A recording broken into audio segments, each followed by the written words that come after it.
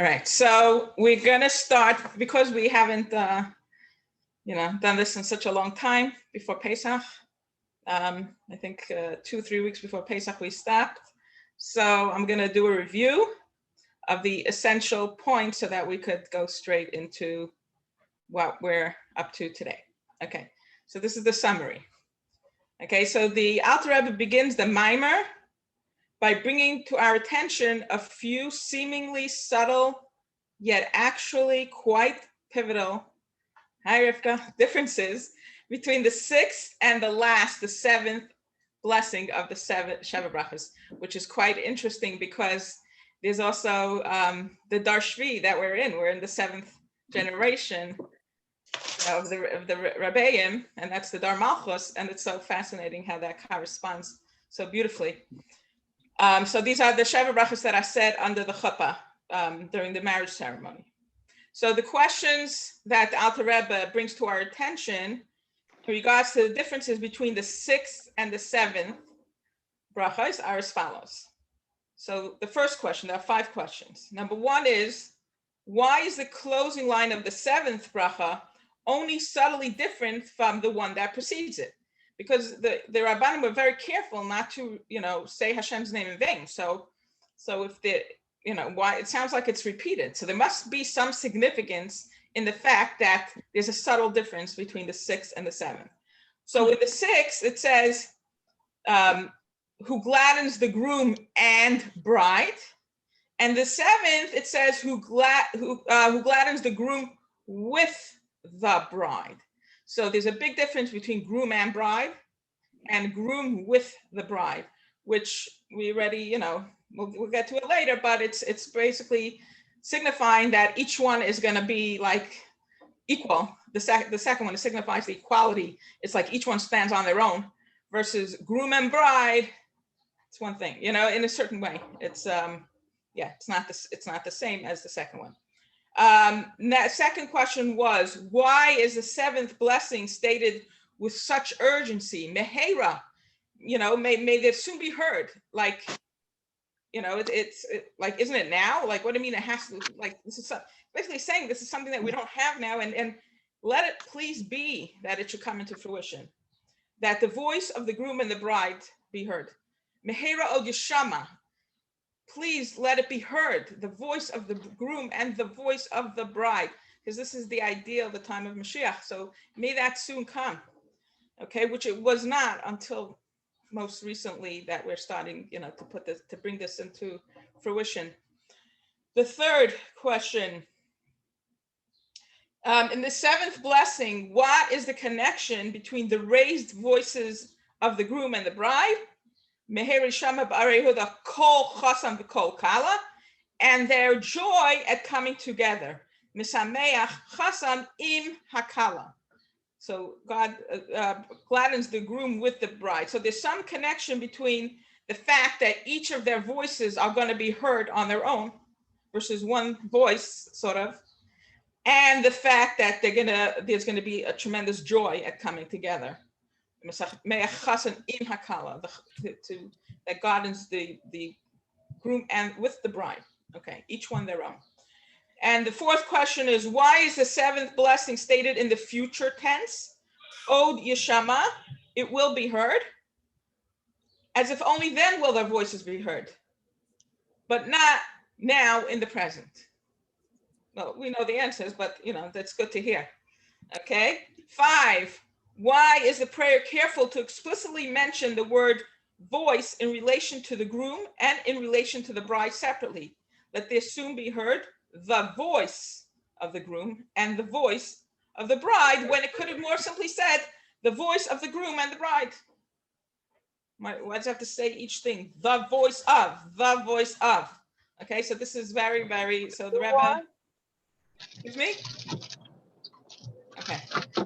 So then the Rebbe goes on to, the Alter Rebbe goes on to explain that these nuances foretell the time in the near future in regards to the transformative era, which will bring us forward to complete the redemption.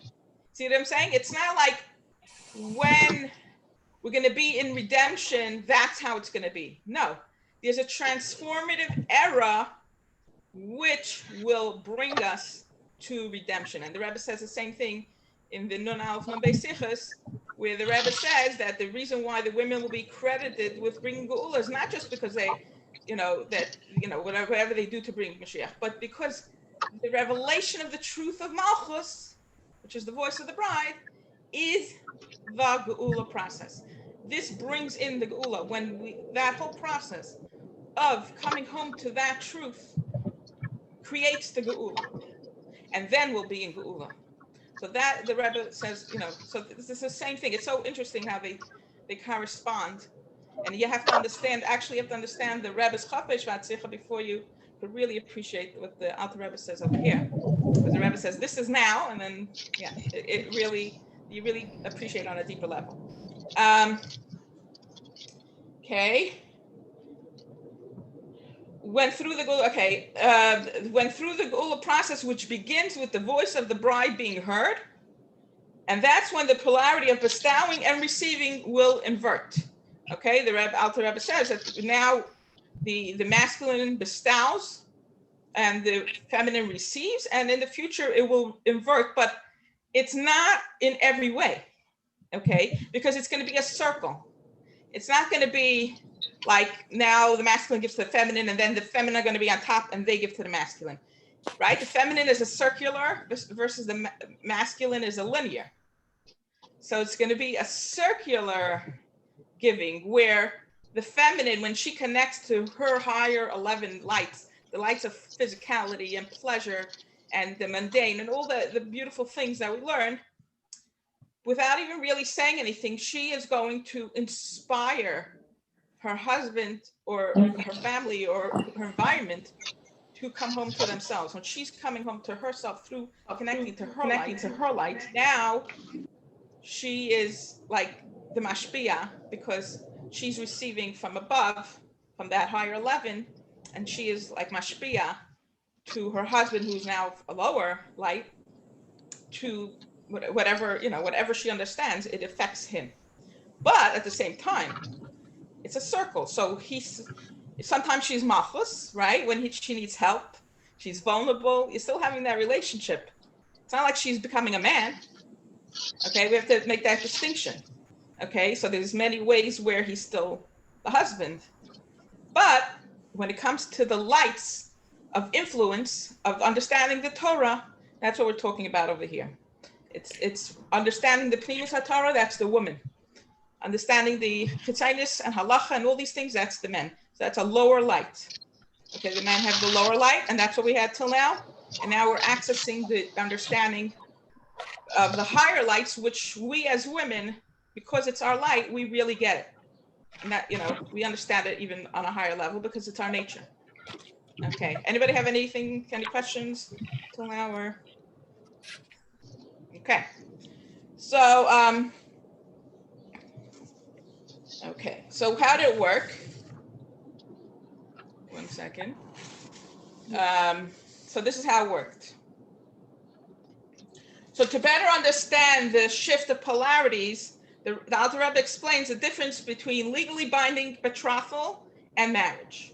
So the Alter Rebbe says that in legally binding betrothal, they are bound to each other as if they are married, but they cannot be intimate, right? Pneumius, intimate, you see that connection, right? So it's a very superficial, as long as we're getting the lights from the masculine source, it's a superficial relationship. That's the bottom line. There's a betrothal. The only way you could really have that pneumius relationship is you start accessing from the higher light, which is the feminine. So marriage is when they are finally intimate and they have an internal relationship. Okay, right? We know that. Like when you're engaged, it's superficial, and then when you're married, it's especially that you can be intimate finally. That's very intimate. Okay, so as below, so above. So this parallels Hashem's relationship with Klal Yisrael.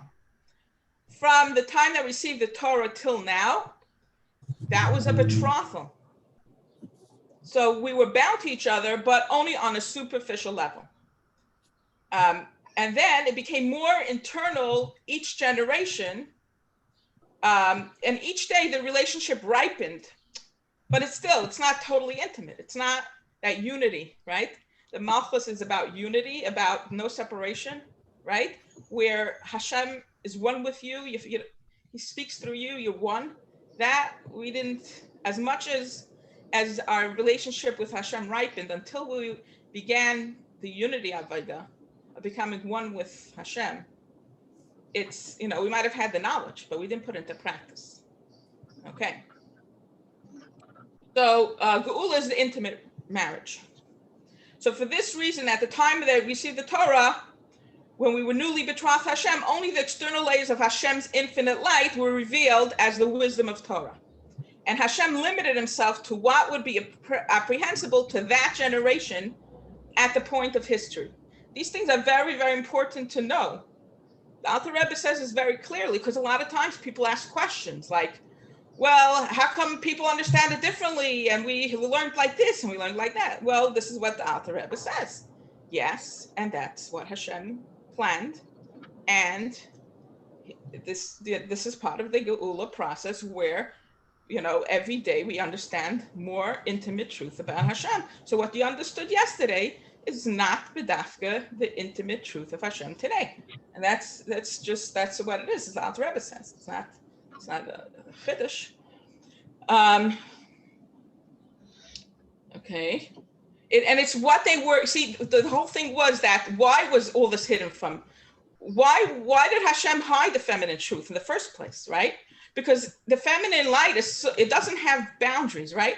So it's very, very powerful, but without containers, it could be very dangerous.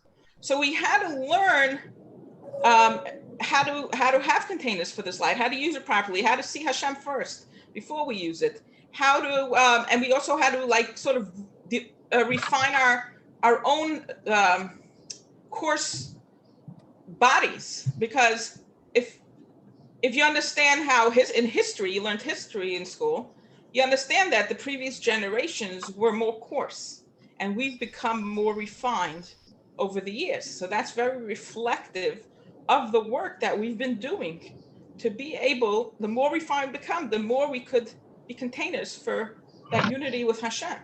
So it affected the whole world. The work that Kallah Yisrael did, to refine themselves, refine the whole world, and you see it. If you know history, you see that.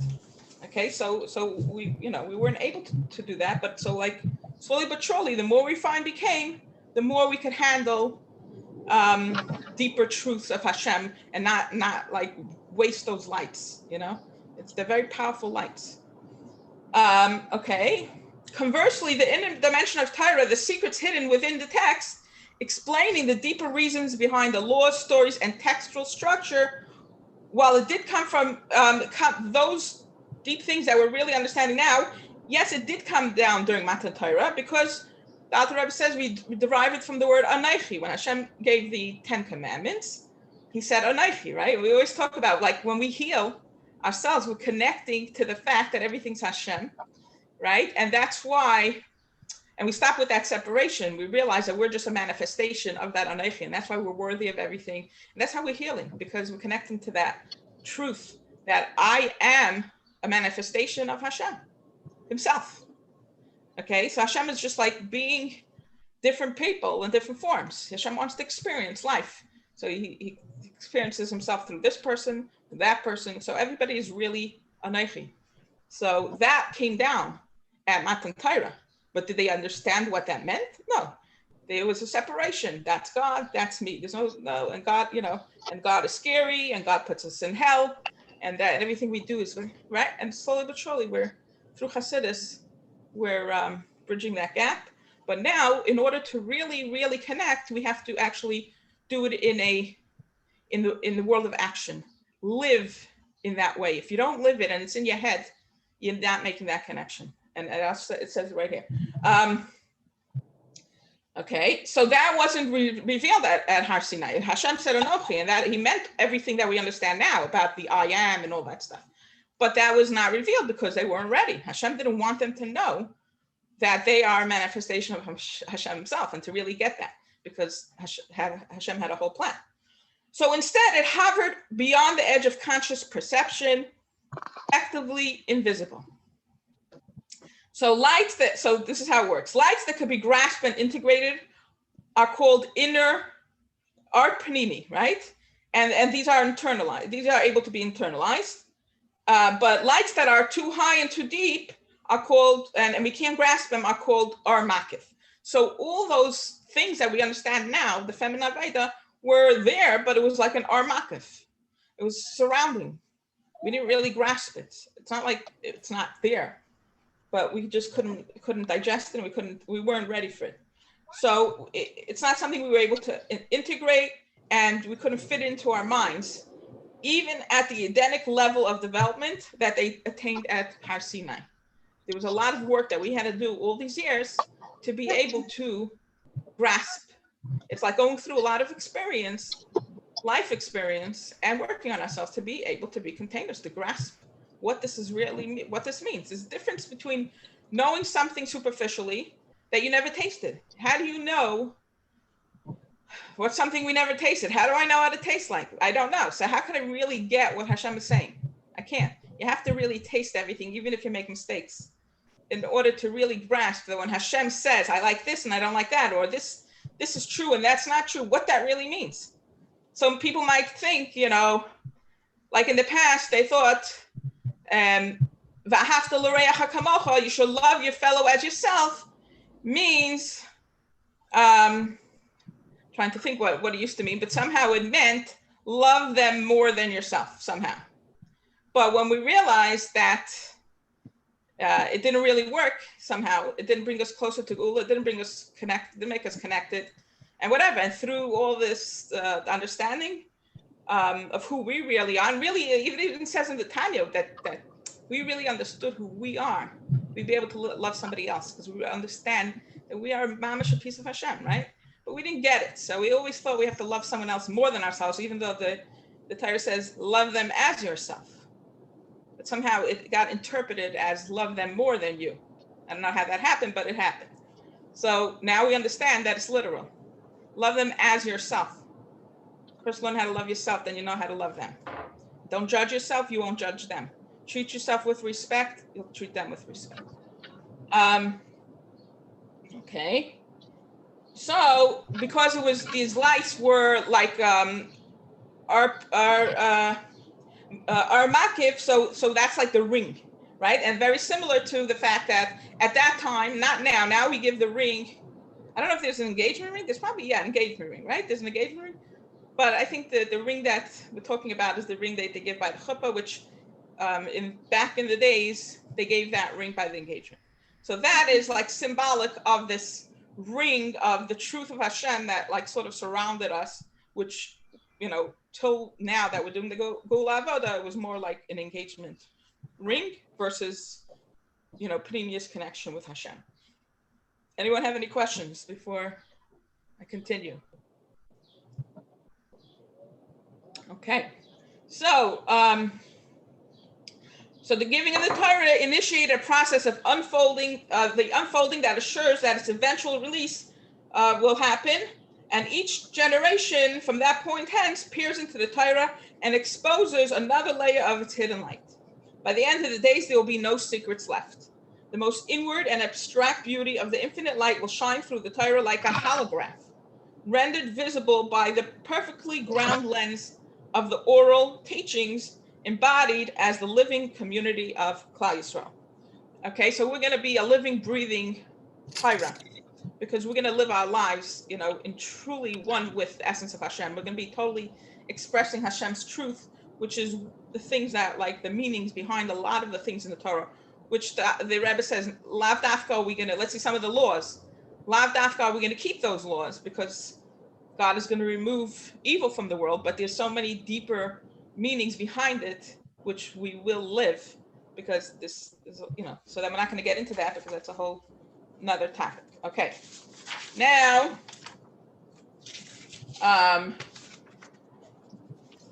and then that each generation daily mines the jewels from its quarry, and eventually our tunneling will reach the bedrock core of consciousness itself, which is the pure ecstasy of Atika. That's the place where man touches Hashem, so to speak. And where is that? If you remember with the chart, we had the higher 11, the lower 11, the 10. So the higher 11 right above that is where Hashem emanates from, right? So it's Hashem emanates, and then there's the higher 11, and then the lower 11 is already the created world. The higher 11 is above, it transcends the world. Okay, so when we connect to Hashem, when we're connected to a higher 11, right, we could connect to where that light is coming from. It's just so close to that. That is the place called Atika. Okay, and that, when we're connected to that light, then we could experience the highest level of pleasure, which is the whole point of everything. That was Hashem's plan from the beginning.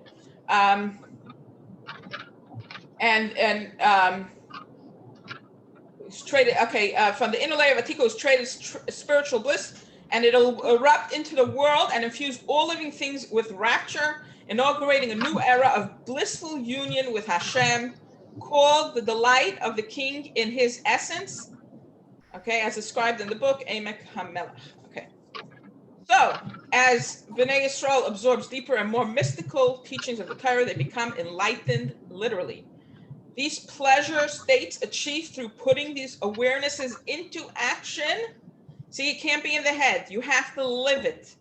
You have to live it. You have to make choices according to these understandings.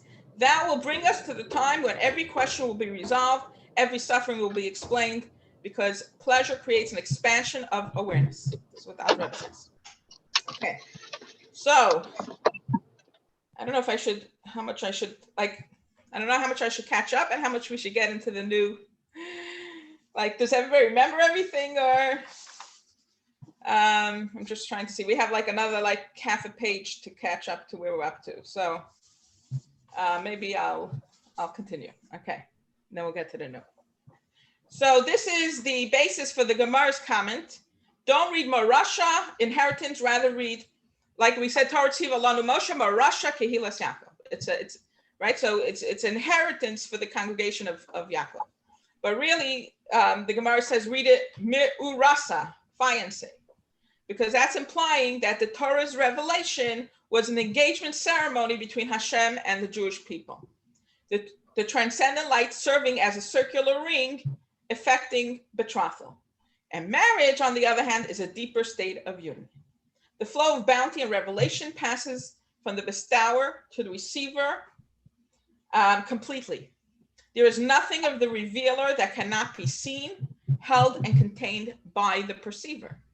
It's quite interesting. So we're going to be able to really understand everything about Hashem, I guess, at one point. That's what it's saying, basically. Their union is consummated and parallels a physical relationship between husband and wife, when through the first intimate act, the wife's capacity to receive is awakened, and she becomes a vessel to fully be able to receive and contain her husband on every level. Okay, anybody have questions? Okay. So a metaphor that describes this idea is like an embossing stamp. The metal has a design engraved in bas relief, and when it's pressed against the paper or wax, it creates a negative image that perfectly matches the original design. So that's like the receiver that is sort of can receive everything that her husband gives. Okay, and what does that mean? That is like that relationship that we learn in the Malchus curriculum of the giver, the mashpia, and the makabel. We're not talking about the self-care aspects is when she connects to her higher light, right? And different things. But then there's the part when she's vulnerable and when she expresses desires and she's able to receive him, in that way. So similarly, inner conventional bond of spirits forms between a woman and her husband in their first relations. A man who lacks the strength of soul to impact his bride in this way will not succeed in forming the bond that defines marriage on all its inner levels, and the union likely will not succeed. So a man who cannot give to his wife, and what does that mean? Okay, what does that mean? What does she need to receive from him? She has to feel supported. She has to feel loved. She has to feel cared about, safe. All these things. That's the ksuba. He commits himself. If you read the ksuba, to give her all her needs. And now she doesn't have to be let's say a single teenager has to be sort of like a man and a woman, right? So she has to take care of everything if she's living alone, you know? Now she could relax and be the woman and allow him, and that's her greatest need, to feel that she could trust him in these things. And his greatest need is to feel like a man, that he could take care of her, that she trusts him, all that. So this is that whole embossing thing where now she doesn't have to be the single person that has to take care of everything anymore. She could trust that he's going to show up as a man, and she could be a woman. This is what the sages mean when they say a woman does not bind herself in a covenant of marriage except with one that can make her a vessel. In practical terms, okay, so that's what we just said that what does it mean that she trusts him, that he could show up as a man, the man of her life, the one that has her back, And so it says regarding the end of the days, when Yisrael and Hashem fully consummate their union, it says your husband is your maker. So your husband, who's your husband when it says your husband is your maker, when it's talking about Hashem and Kallah Yisrael, your husband is Hashem, the one whose revelation of light and beauty has entered into your soul and carved out a space that can hold the full content of that revelation. He is your maker because you have become your full self by this, right? Just like a man who shows up as a man in the marriage, the woman could relax and allow herself to be a real woman, right? Same thing, right? What was Hashem trying to teach us in the Midbar, which was really way early, that we could trust him, right? Relax. Okay, there's no water. Don't get fetchy. Trust Hashem, right? So, but now, we're going to be able to do that. Let go and trust Kucha Brichu.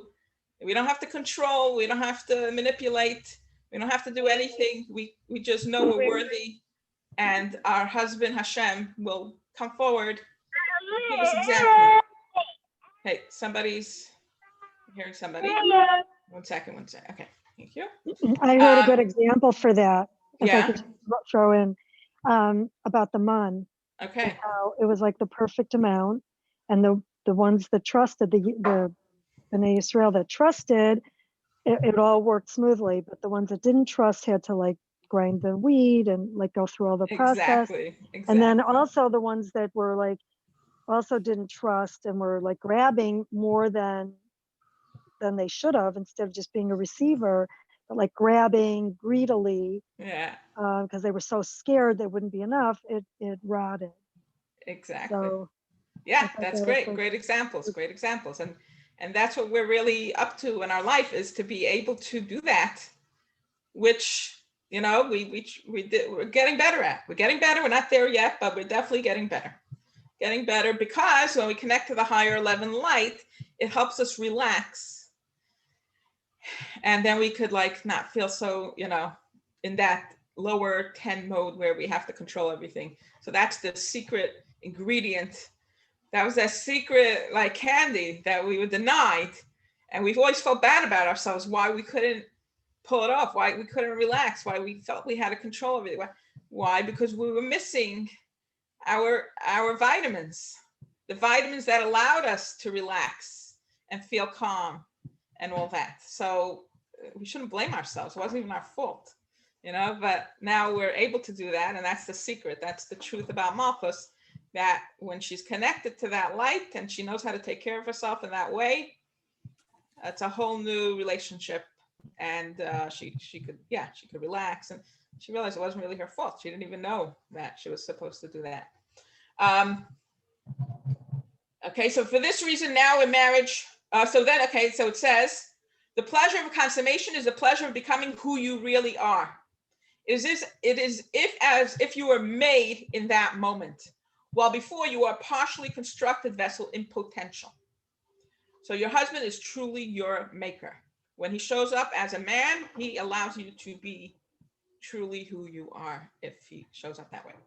For this reason, now in marriage proper, the inner lights are no longer displaced to in marriage proper, the inner lights are no longer displaced to a surrounding position.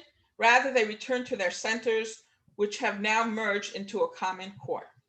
Okay, that's the part of what happens when you're under the chuppah, is that your lights come back, the lights of your potential come into you instead of being transcendent.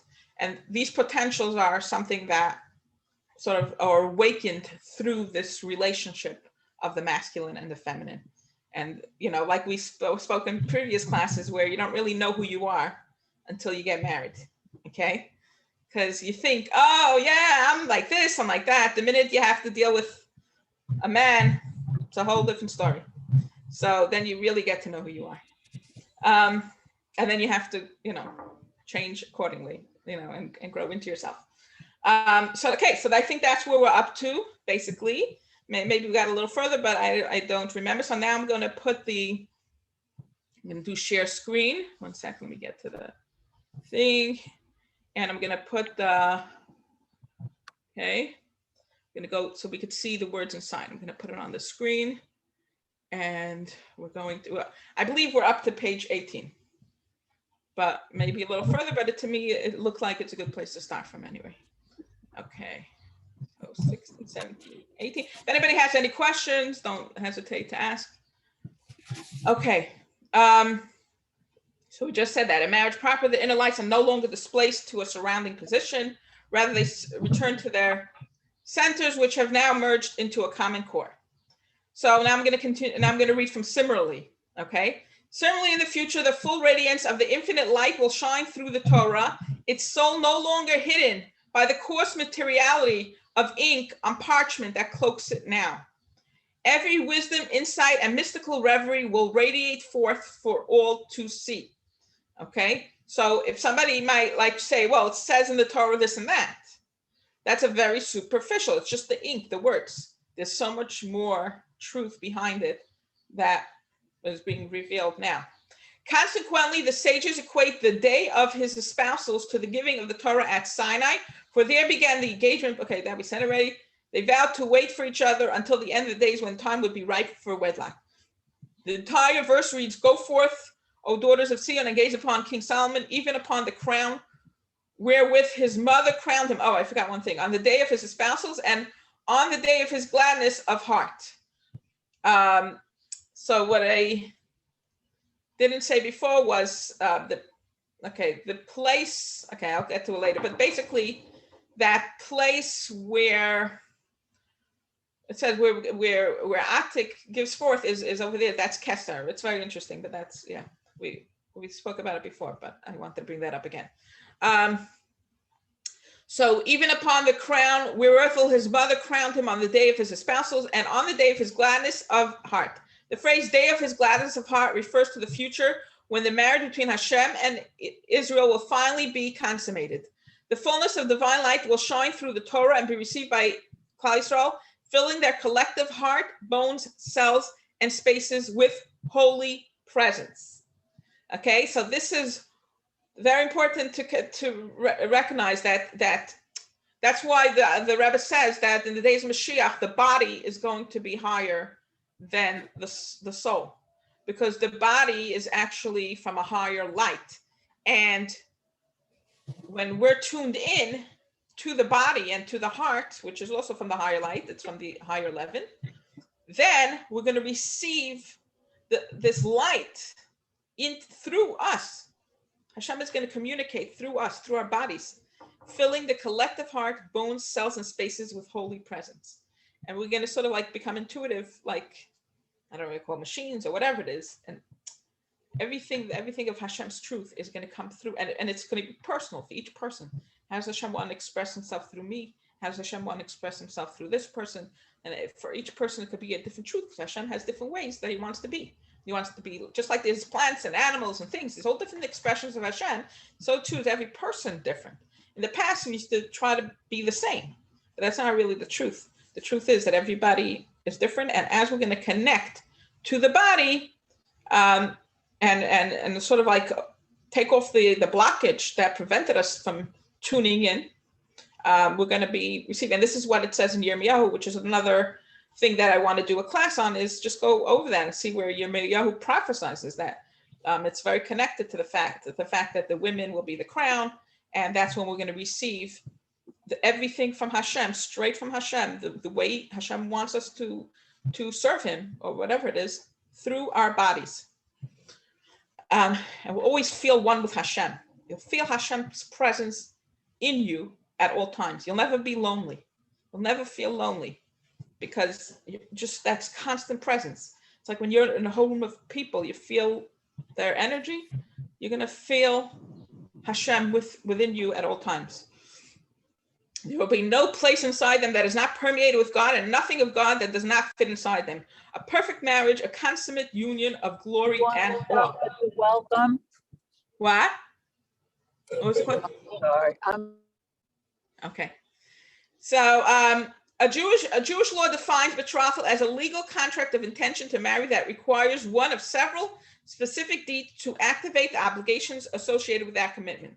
The Mishnah states a woman is betrothed in 3 ways: when she receives a sum of money for a gift of equivalent monetary or a gift of equivalent monetary value, and nowadays this is fulfilled by the exchange of a ring, an ornament that encircles her fingers. Similarly, Israel is called woman in relation to Hashem, and she was betrothed by the encircling light that descended at Sinai and served as her engagement ring. And I just want to add here, I already said in the past, but it's very hard to understand, like, what does it mean that a man, like, okay, we understand women are the wife of Hashem, but how is a man a wife of Hashem? And the Rebbe says in Chaf that through the women connecting to the higher lights, it allows the men to get out of their own limitations and become pleasant people. Ishana. So that's how they'll be true to themselves. And they'll, when you're true to yourself, you're pleasant. Okay. So that's how the men will be the wives. And she was betrothed. Okay, we said that. Next. Okay. According to Kabbalah, the role relations that characterize marital union are evolving through time. The model that describes our present stage of development is slowly shifting, and after passing through several intermediate milestones, will eventually invert. Rabbi Isaac Luria identifies 7 developmental stages in the evolving relationship of men and women from Eden to the end of time. Until the final stage, woman receives her cosmic flow of light, bounty, and consciousness via the intermediary of her spouse. So that's until the final stage. But I guess, I don't know if that, right? So probably that 7 is referring, the final stage of the 7 is referring to Dar Shvi, which is our generation. And the Rebbe said that the generation of Malchus until Chaf B'Shvat was just about like learning about this light. And then after Chaf B'Shvat, it was about putting this light into practice. And then it took many, many years until actually anybody did anything about it, but I'm not going to go there. Okay. Her relationship to the transcendent aspect of God is mediated by her husband, and all of her divinely bestowed gifts must first pass through him. His work is to identify which of his spiritual bounties truly belong to him and which are her rightful inheritance, and he must release into her possession. So what I'm understanding this to mean, and everybody could understand it however, is that according to the masculine understanding of what a woman is, and he gave that over to her, and that's what she was limited to, what their understanding from where they received their light from, what a woman is, and that's what you need to know as a woman, and me as a man, this is my responsibility, this is my thing. That's what they understood, and they gave us over what we needed. Okay. The masculine in turn receives his flow of light and consciousness from the Parksiv directly above him, called mother. Okay, what's Parksiv?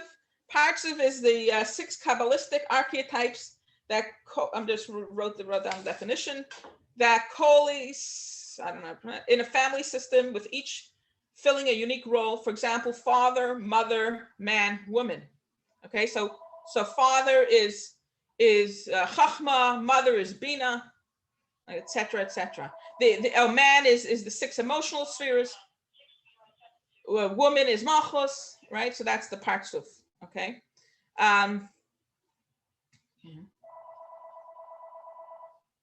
Cool. Mother, his brains derive from there and remain rooted within her. She thus serves as his crown, for her highlights sit above his head and encircle it with transcendent brilliance. Okay, so this is the Bina that the man that's how he comprehends. That's his crown, right? So he receives from the lower level. That's where the man received his understanding of the Torah. So that's his crown. As he learns more, and puts into practice, he understands more. But this is from a lower light. So it's limited to what, it's a more chitzonius understanding of the Torah. Okay, always integrated awareness of a higher patzuf is super conscious and ungraspable by the one below it. This further explains the verse from Song of Songs, which describes a trough with the words, the crown where his mother crowned him on the day. Did we say this already? I don't know. Okay. The mother in this verse is Bina, and the crown is her integrated lights that exceed the capacity of his brains, and so surround his head like a crown. This relationship system, where the flow of influence passes from the infinite light to mother, to man, to woman, is Kabbalistically expressed by a particular form of union between two names of Hashem. So that's Hashem and Elohim. Okay, so we're not going to get into that, because I want to Could I ask a question? Sure. Oh, I read it, and I've heard it before, and now you're saying, it's like, is that like the mother? It says on the day of his espousals, right? She gives him her lights. Mm-hmm. So is that, literal? You're asking if that's literal, or is it only Bina? It's right. a good So question. Is that like know. the mother gives it to her son, and now her son, as he gets married to this woman now, so he now she. It could be both. I don't know. What I do know for sure is that it's referring to the Kabbalistic mother, of Abba and Ima, which is Chachma and Bina, and so he gets from Bina, Well, just like you said, the Partsuf is right. also like the family structure. So I'm Right. So wondering I if don't that's know. You also, could be right. I don't know. Oh. I don't have an answer to that. There could be some kind of, that's what I'm saying. I don't know. It could be also on a physical or whatever kind of way that his mother actually gives him something. Sense. It's very possible. But I read it because there's a lot of yeah. There's a lot of similarities between right. a mother and a son. Exactly. And then when they get married, like right. They kind of, I don't know. It's just like interesting when you. Okay, it's but very it is. It's something we could think about, definitely. Can I jump in? I want to just share. Sure.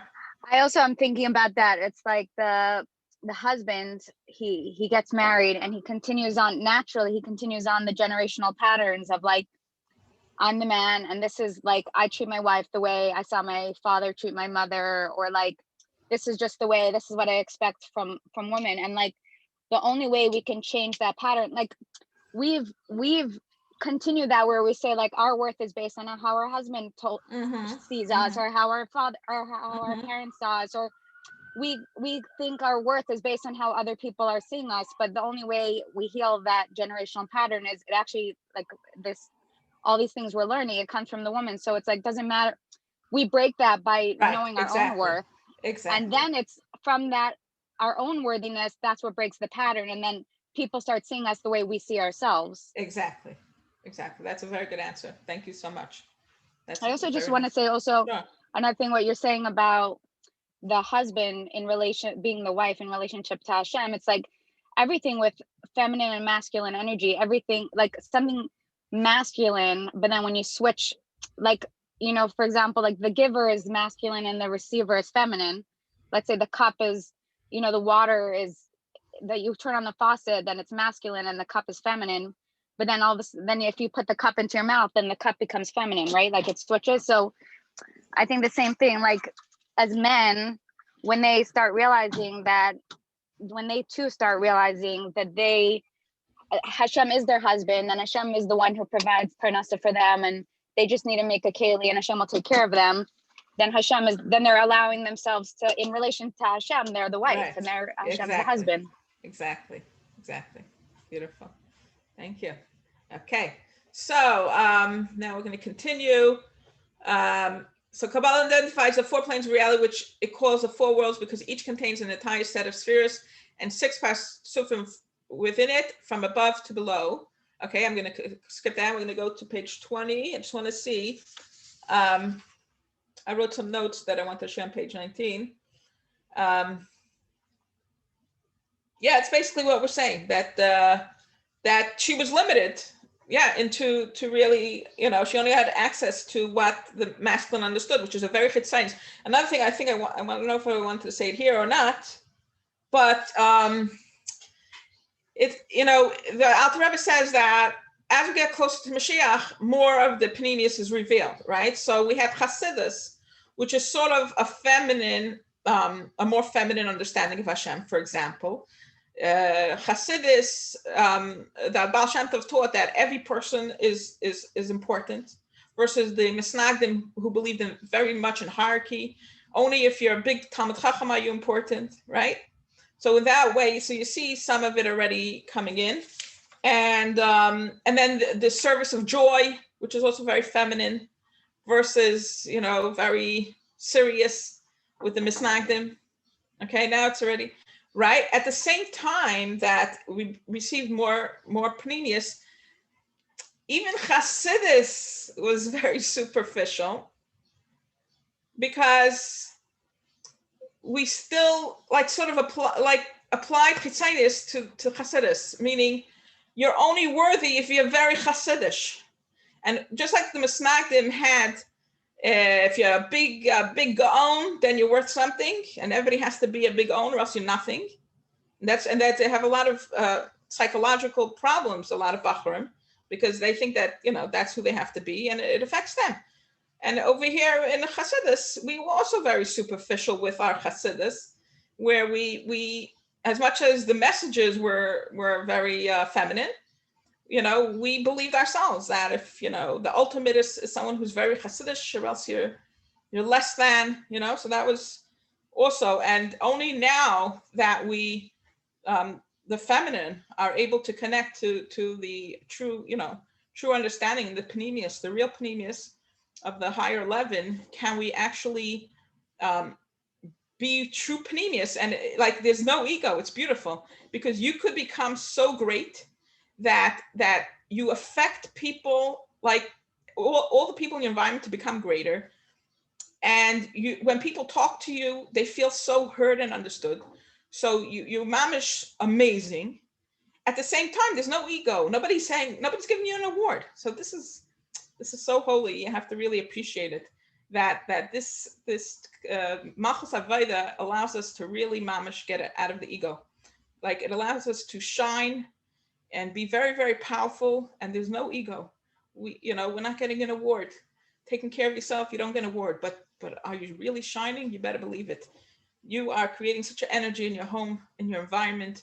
You make people feel so good that, so you have to give yourself your own award, if anything. But I just want to add to say to that, it's so similar to all the generations that the women who were really self-sacrificing their own ego and staying at home and being loving mothers and putting their kids' emotional needs first, and creating these beautiful homes. It's they never got the awards or people outside clapping for them, but they built up their kids and they had a beautiful home. So it's the same thing with all of us doing.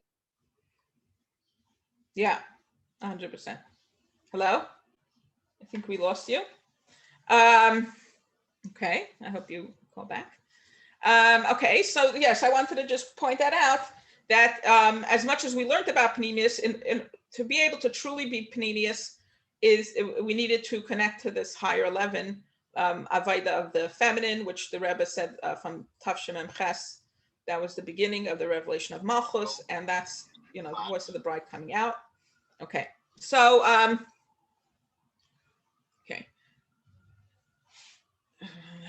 okay. The Hebrew word for chasan is groom is chasan, and it relates to the phrase nachos draga. I don't know if it's draga nachos draga, to drop rank, suggesting movement from above to below, fall and descent. This semantic derivation emphasizes his role as holy envoy, pulling transcendent lights from above and transferring them to his spouse below. The Hebrew word for a bride, Kallah, refers to the word klal, to include, and highlights her trait of receptivity. The flow of consciousness in the world of Atzilus thus passes from mother to man to woman, which is Bina, to Ish, to Malchus. Mother Bina pulls wisdom down and passes it to her son. The lights man receives from mother empower him to extend bounty to his own wife, the sphere of Malchus, the parts of woman. Okay. Thus, when the verse describes the crown which his mother crowned him on the day of his espousal, it referred to the light and insights that mother brings down from the higher realms and transfers to her son. These lights, however, exceed his mental capacity at that time, and so, unable to fit inside, they hover around his head as surrounding lights, appearing as a crown. This was his mother's engagement gift, to assure that he would have the necessary resources to function as a true husband and holy envoy to his bride. All this still applies today. What I'm understanding is sort of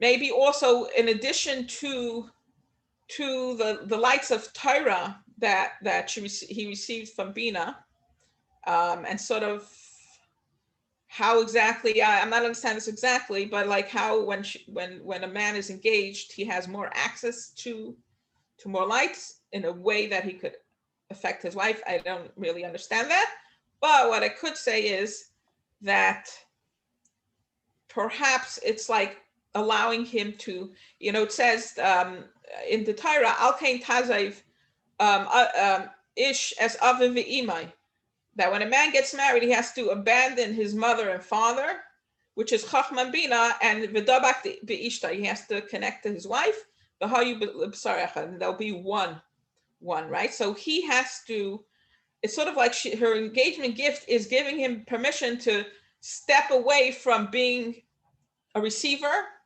like a child, and to step up to his being a man. And he could show up now finally as a man. He's no more the kid and his mommy's babying him. He has responsibilities to show up as a man in all ways to be able to be the man of the house, that has his wife's back, not the controlling. I'm not talking about the controlling man. I'm talking about the man who helps his wife feel safe so she could be a woman. That's the one I'm talking about. So maybe that's like the engagement gift. Maybe anybody could have their own understanding. Yeah. Yeah, hi. Thank you for the class. I wanted to just add a story that I heard that maybe it has a little bit to do with this, like in a practical level and also like a Kabbalistic level. Sorry about the background noise. So Mrs. Lau, I think Mrs. Lau, like many years ago from Israel, she came to do like some workshops here in Brazil. So she said like this, she said that the night before her son got married, she had a conversation with her son, and then she did it with like all her other sons. And she told him like this, she says, from now on, the most important person in your life is going to be your wife. So you're going to be on the phone with me and she needs you. You have to get off the phone. And I'll never forget this. It's like 15 years ago. And she says like this, she says that every time she would have the conversation with one of her sons that were getting married, they were like, okay, they understood, they left the room. And she would sob and sob and sob and cry. And she would say like, what is going on? Like, this is a stranger. Like like, I'm giving over my son, like, my baby, who I raised, and so close to, and to somebody that's like, he knows, I don't know, 3 months, 6 months, whatever. But then she said like this, she says, but I knew in my heart that this was the right thing to do. Wow. It stuck with me so much, like this story. This is beautiful. And I think it just summarizes like a little bit what you're saying. Exactly. And I once, I don't know, also like a few years ago, like I wrote this article, I don't have to find it, but it's called, I think, The Transition. And it's something like when the man goes from this transition of being the receiver, like being the son, receiving from mommy, tati, or more from mommy, and going to being, and it's like, and it is a transition. And I guess, I don't know if practically it takes time, there's a shift, something happens when, and it's, I guess it's something that mothers could help their sons do to be better husbands. I just want to also say one more thing. I have a 15-year-old son, and he's very like in his head, like very artistic and very creative. And whatever, we don't have as much cleaning help as we used to have before, which is another geula process, whatever, learning how to deal with that.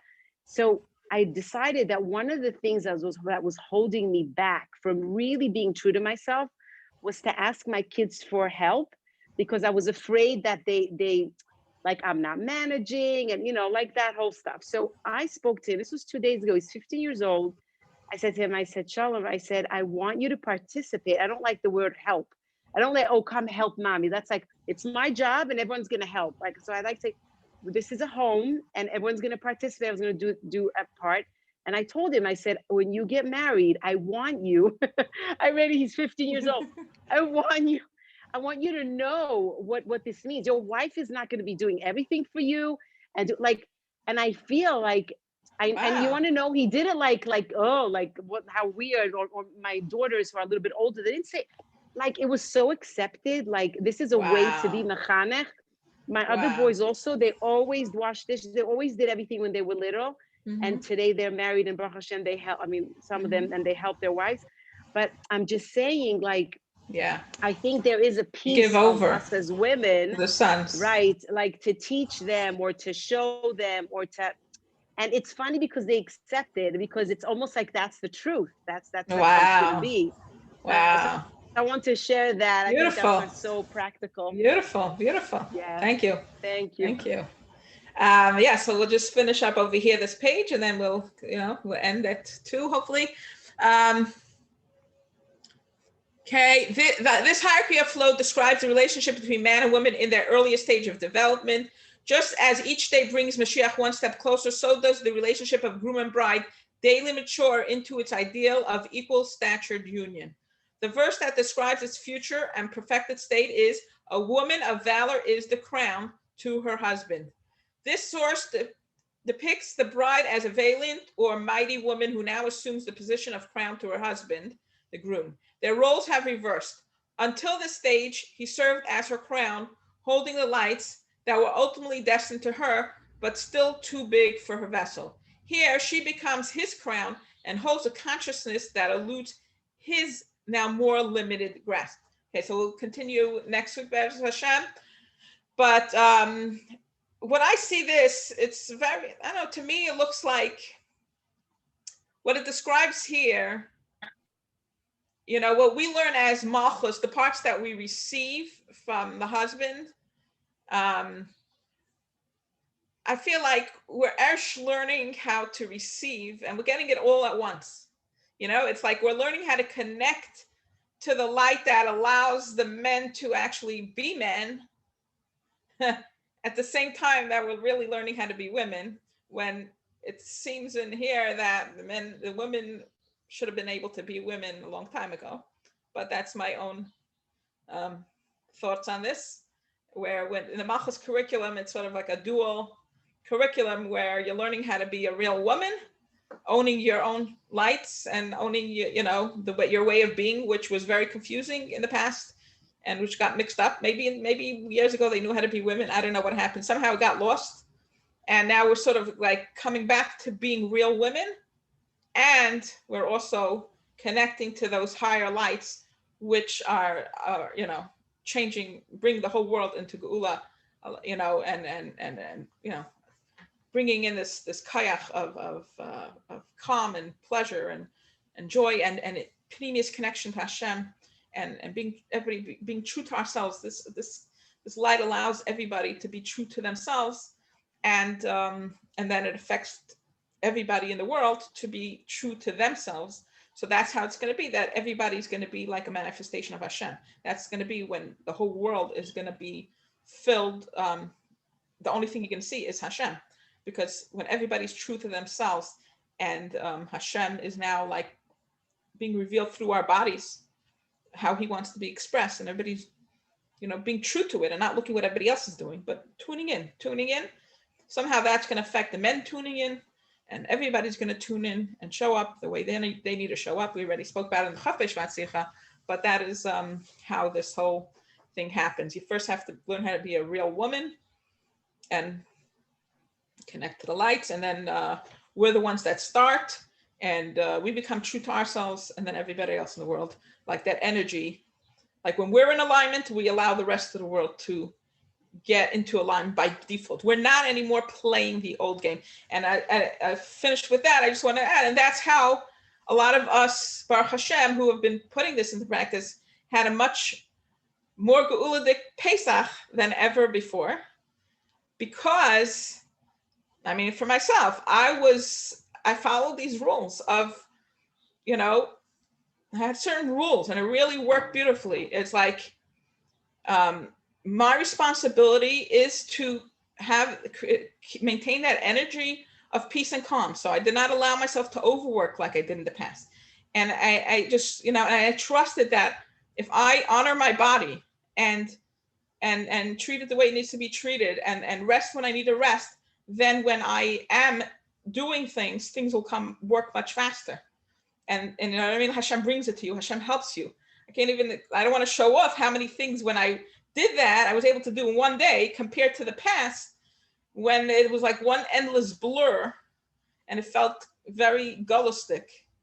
Here, there was like, I followed these rules where I'm going to listen to my body and I'm going to trust that when I honor that, then Hashem is going to help me when I'm energized to be able to do things. I also did a lot of things like top priority is first and everything else is not necessary. And, gave up, whoever wants cakes, make it yourself and wash the dishes versus feeling like I have to make the cakes. I gave up a lot of that stuff and that affected, all these things are very important. That affected that I was able to have that. My whole family, it was like a big ula and the whole Pesach, Baruch Hashem, it was along those rules, which for me, Pesach was always my hardest yantiv. And I always vowed that I'm going to figure it out one day. So, yeah. Anybody else want to share anything? Yeah, I want to. Yeah, go, Nechama. I'll go after you. Go, Nechama. Two things. First of all, I also saw that Simcha Chaya, what you were saying about as a mother, like the thing about a mother's gift to the son, like, we talk so much about being a wife and being a woman, but also, we're all mothers. So just as we like raise our sons, it's so important to think about that, like that balance of loving them and nurturing them, but really to nurture them to be the man, and to believe in themselves and to encourage them to really listen to their own truth, but also take responsibilities. I don't know. So that's something that I was really thinking about. But also about Pesach, I was thinking about this bracha when you said about Pesach, but also in the beginning when you're saying how Gula and everything is about tuning into our body, and like Tyra and everything was very chitzonius, or we didn't connect it, and so much of it is the truth is within us. So this is something that I was thinking about over Pesach, that I think Tishrei time something was going around about like Pei Aleph plus Arenu, and the Rebbe said like this is going to be the year, and I was thinking about it like as long as we take these things very external, it's like, okay, we're waiting for like the big something outside big of boom, us to the big boom. Yeah, like, okay, this is Pei Aleph, like we're just waiting and like sitting and like holding our breath and like waiting for the big thing, like.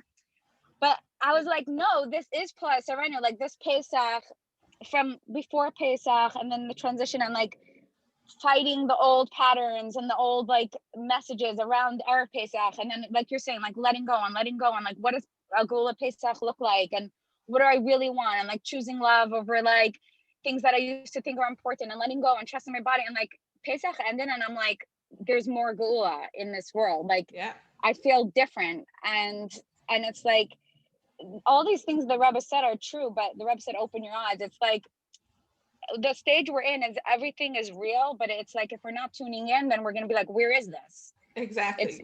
The miracles are in our body. It's happening within us, and in our choices that we make, and feeling it and making it real for us. Exactly. And the Rebbe said, I saw a video where this woman was asking the Rebbe, I can't believe that you're giving it to us, and and you're our king and you're the leader and you have to, and the Rebbe said, well, if you really trust that I'm your Rebbe, then you will believe that you're the one that has to do the work and make it happen.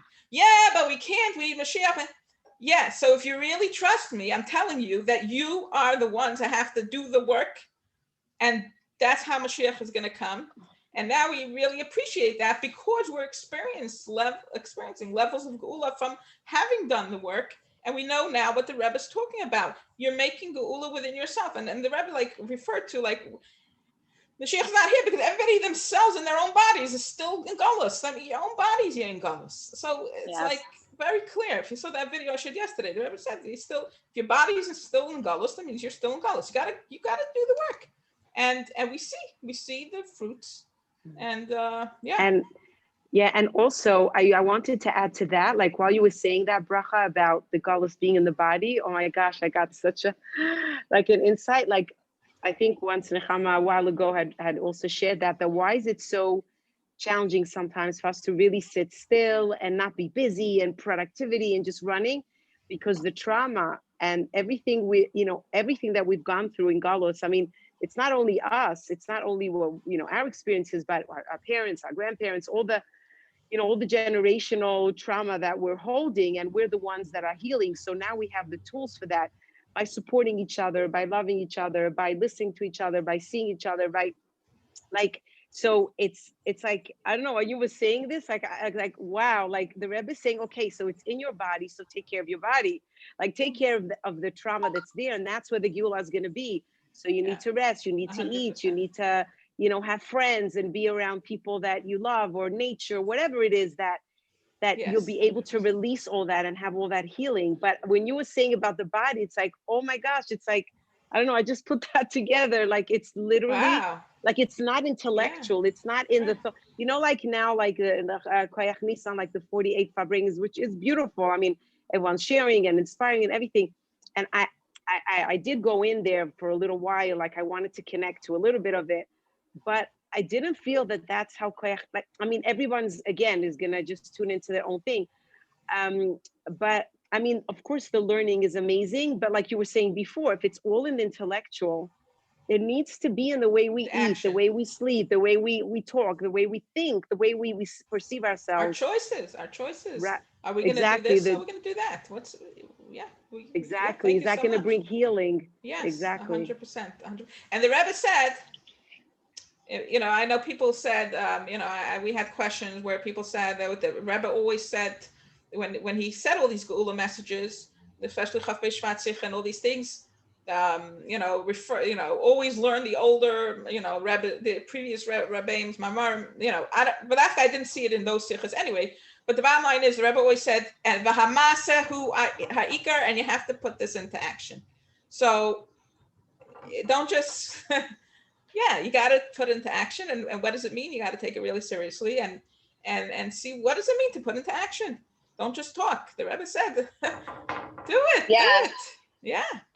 I'd love to say one more thing about that, because I know for me, like part of my process when I felt like Hashem was like ripping away from me my ability to like show up to the world and like help out and like make videos and like where I thought it was like, that's what Geula needs. What do you mean? Like if I have something to give, I have to show up for the world. And as I tuned into my body more, different times it felt right, and more it felt not right. And it was like, how can I be helping the world if I'm not external, if I'm not showing up? But now from a few months of this, maybe even 6 months, like that process, now I see it from a different vantage point. I'm like, how in the world are we supposed to help the world get into Geula if we are not literally in Geula ourselves?